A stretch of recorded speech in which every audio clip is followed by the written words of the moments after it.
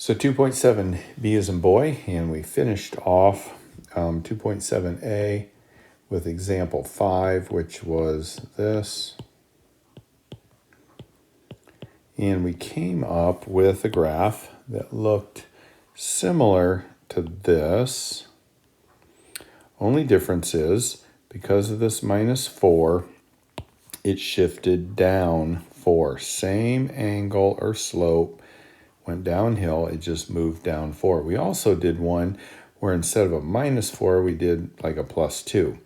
So exact same as this red line, only we shifted up 2. So we went through like this.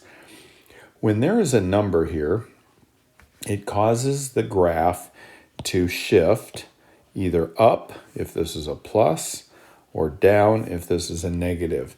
And it's called, when this moves from the red line up to the top blue or to the bottom 2, it's called a vertical. Vertical lines are up and down. It's called a vertical translation. That means that it goes up or down. So let's continue looking at what we've got here. So for example, they give us in the book, they give us a graph. And so they give us a red graph that goes, let's say, through here. And then they give us a blue graph that goes through here. So let's say that it's exactly the same graph, and we are going to graph this, or I'm sorry, write an equation. So we're going to say that the red line, its graph is y equals -1/3 x. So that is the red graph. Now, what we're going to do then is try to write an equation for the blue graph. So the angle is the same, the slope is the same, so it's going to be written the exact same as what we have. But what happened to it? It shifted up 1, 2, 3, 4, 5 units. So if we were going to write this new equation for this, it shifts up 5. So we just put a +5 after it to let us know that it moved up 5 units. Okay, so let's keep plugging away at example 7. All right, so let's look at one that's like way different, example 7. All right, as soon as we put an exponent on our x, a number up here besides 1, it is no longer going to make a straight line. It's going to make other things. So let's look and see what we've got. So because it doesn't make a straight line, we're going to need more points than just 3. We're going to need quite a bit more in order to figure out what the graph of this does, since it doesn't do a straight line. So let's put 0 in.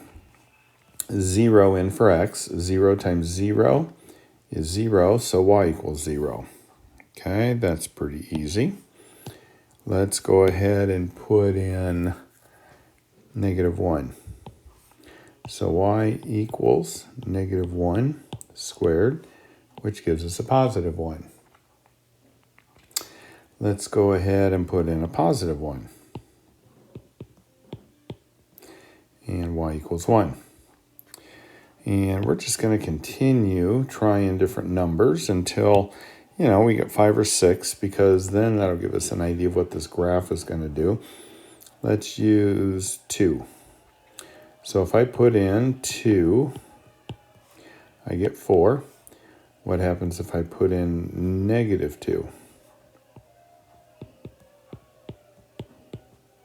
I also get 4. Okay, so there's 5 numbers there, or 5 coordinates. So let's see what this does at this point. We'll do this in blue. Starts out with 0, 0. -1, 1. 1, 1. Say it's not a straight line. Does all kinds of weird things. 2, 4. -2, 4. Okay, so it looks like what it's going to do is give me a graph that does this. Okay, so obviously that is not a straight line. And if you look in the middle of 202, that's what they got for their graph as well, only their lines are a lot less wiggly as mine. Okay, let's do the same thing, only we're going, instead of using y equals x squared, we're going to do x squared minus 4. Now, the one thing I'm curious of, what do you think is going to happen because of that minus 4? Exactly the same thing that happened on the last one, except a little bit different. We're going to go down 1, 2, 3, 4. So it's going to be down here. And pretty much give me the same graph, only it's a little bit harder to draw the same graph. Actually, let me try this again. If I'm going to make it look the same, that other one was a little bit too wide. So it's the same shape as far as the distance from here to here and here to here as it is, from the red to here. But we went down 4 in order to get there. So let's keep moving. So example number 9. We've got 2 different graphs they want us to do. First of all, they say, okay, what about if y equals the absolute value of x? And let's do an x and a y here. Okay, if you remember, no matter what we put in for x, when we take the absolute value, we get a positive number. So if we put in a 1, we're going to get a 1. We put in a negative 2, we're going to get a positive 2. Put in a 2, whoops, that's not a 2. We're going to put it at 2, we get a 2. 3, we get a 3. Negative 3, we get a 3. So let's graph this. So we put in, don't forget 0. Put in a 0, we get a 0. Okay, so there's 0, 0. 1, 1. Negative 2, 2. 2, 2. 3, 3. Negative 3, 3. And we get this. And we also get this.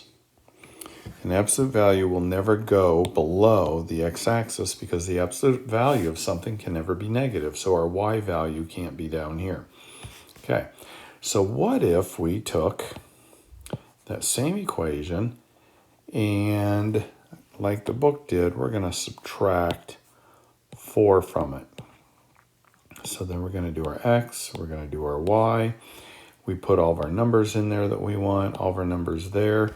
And what we find out is because of that minus 4, our graph is the exact same graph. It's just 4 units down, 1, 2, 3, 4, from the other one. So it doesn't matter where you count. If you start counting there, 1, 2, 3, 4. Okay, every point is 4 below the red one or the top one. So again, that vertical translation, it just moves things down. And so the next thing that we're going to go into are called intercepts. So I think we can go into that and still have enough video time to make that work. All right, so we have 2 different terms. Well, one term with 2 different letters. And one of them is called a y-intercept. And one is called an x-intercept. These are really, really handy, and they're really simple. Y-intercept is, if we have a graph, it's where that graph crosses the y-axis, where it intercepts, where it cuts through. So the y-intercept of this line is going to be that point right there, and that point is 0, 3. So if we were to graph that point, it would be at left or right 0, up 3. An x-intercept is just like the y, only it's where it crosses the x-axis. So it crosses it at 4. So we went over 4, up or down 0. So the x-intercept is going to have an x value and no y. The y-intercept is going to have a y value and no x. And that's what those intercepts are. It's where they cross there. Really, really makes it easier when you're graphing, because a lot of times it's easier to find the x-intercept than the y-intercept, and then automatically you have 2 points that you can start using. So for instance, if we have 2x plus 3y, and we set that equal to 6, the way to find the y-intercept, I'm just going to write it like that, y-intercept, is to put a 0 in for the x.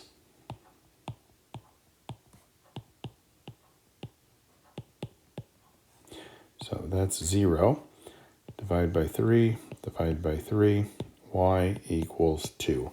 So the y-intercept is 2. In order to find the x-intercept, we put a 0 in for y. Those go away. Divide by 2, divide by 2, x equals 3. So the x-intercept is equal to 3. So right now we already have 2 points very quickly and easily without making a table or anything. So y-intercept is 2, where it crosses the y, it crosses the x at 3, and then it makes it very easy then to just draw our line, and we're good to go. So the last section on this is bottom of page 205, horizontal and vertical lines, example 12. It says graph the following. So it's asking us to graph x equals 3, as well as y equals negative 2. So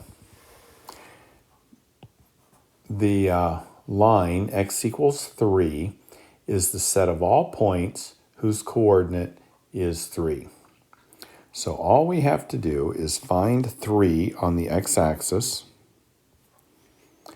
and the y value is anything we want it to be as long as the x value is 3. So can the y be 2? Yes. Can it be 3? Yes. Can it be? Yep, it can be any one of these numbers here. So basically, if we have an x value equals any number, we go to that number and we just draw a vertical line through that number. Same thing is true for y equals negative 2. Our x value can be anything we want as long as y is negative 2. So my x value can be any number along this way or any number along this way as long as the distance from here to here is negative 2. So x equals 3 is a vertical line through that point 3 right here. Y equals negative 2 is a horizontal line through the y value negative 2 here. That's really all we've got. So when we're graphing, we have 3 different options for a graph.